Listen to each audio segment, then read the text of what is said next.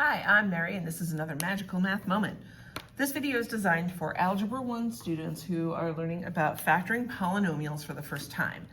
I'm going to focus this video on factoring a quadratic trinomial when a is 1. So, in the purple here, I have ax squared plus bx plus c. This is the standard form of a quadratic trinomial. Quadratic meaning second degree, trinomial meaning 1, 2, 3 terms. So what you want to do here is look for factors of c which add to b. This only works when a is equal to 1. There's a way to do it when a is not 1, but that's the next video in the series. So we are going to go ahead and try to figure this out. When I write this, I like to list out my factors of c and see which ones add to b. So if I look at this first example, x squared plus 3x plus 2. A is in fact 1, b is 3, and c is 2. So I need the numbers that multiply to give me 2, but then add to give me 3. So the factors of 2 are 1 times 2. I can also consider negative 1 times negative 2. I'm going to do a little check here. 1 plus 2 equals 3, and we figured it out. I can also examine the other one. Negative 1 minus 2 is negative 3, and that doesn't work in this case. So the factor pair that I'm interested in is 1 times 2. Now to figure out how to write your factors, you're going to write this as two binomial factors.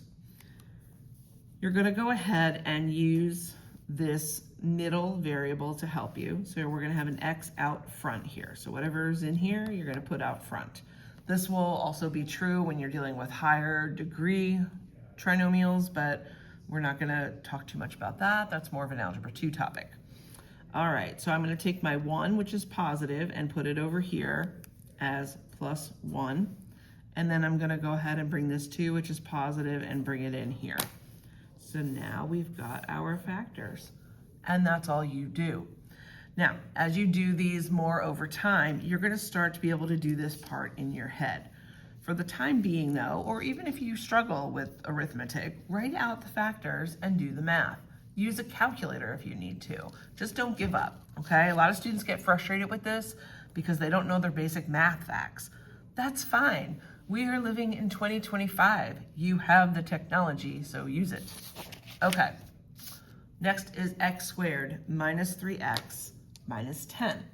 So again, a is 1, which is nice, b is negative 3, and c is negative 10. So I'm looking for numbers that multiply to negative 10 that add to negative 3. Okay, since I know my product, remember that's the result of multiplying, is negative, one of the factors is positive, one is negative. Since the middle term is negative, the larger factor has to be the negative one. So if I'm considering 1 and 10, I'm going to put the negative with the 10.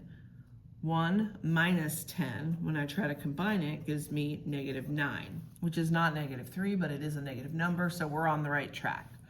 The other factor pair is 2 and 5 for 10, but again, we're going to put the negative with the larger.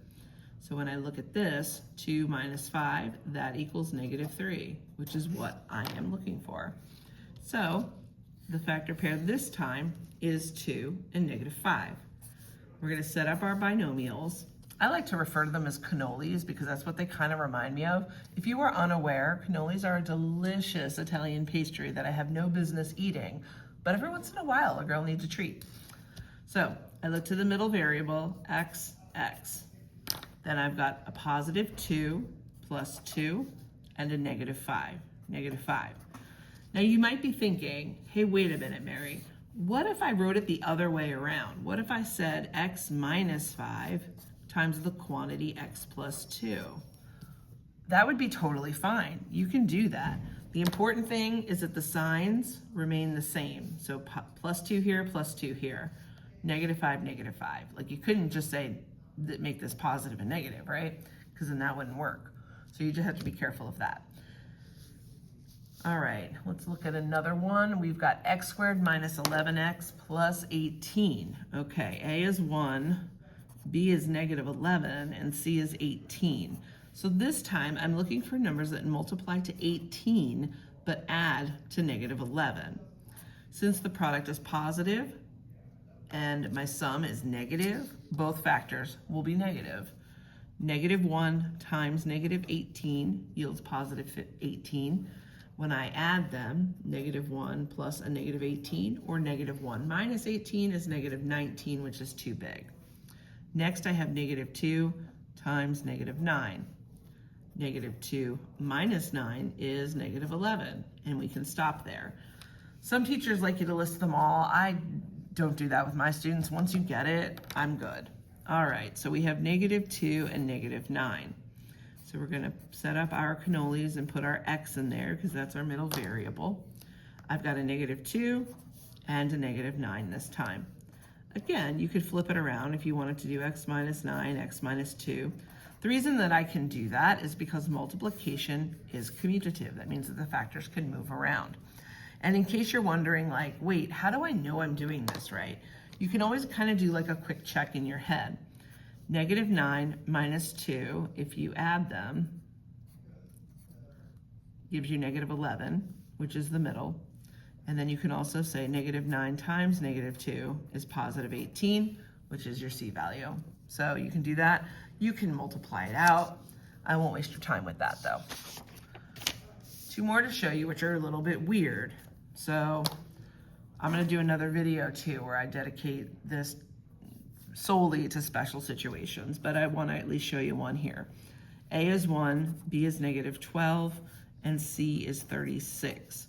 So just like the last one, the product is positive, the sum is negative, both of these factors are negative. Negative 1 times negative 36, when I add that, I get negative 37, no dice. Negative 2 times negative 18, when I add it, negative 20, nope. Negative 3 times negative 12, when I add it, negative 9, no luck. Negative 4 times negative 9, negative, I didn't add that right at all. That's negative 15. My apologies. Let's see here, negative 4 and negative 9, negative 13, that doesn't work. Negative 6 times negative 6, oh, finally. Now, as you're doing these, I'm hoping you won't need to list as many and you'll be able to do more in your head and you'll be able to think about it and say, oh wait, 6 and 6 is 12. So if it's negative, it'll give you the negative 12, right? So now you have x minus 6 as your binomial factors. Since it's the same exact thing, you can go ahead and say this is the same as x minus 6, the quantity squared. Isn't that crazy? And remember from multiplying that when you've got a quantity squared, it means the quantity times itself. Don't just distribute in. Every time you do that, a puppy dies. It's very tragic.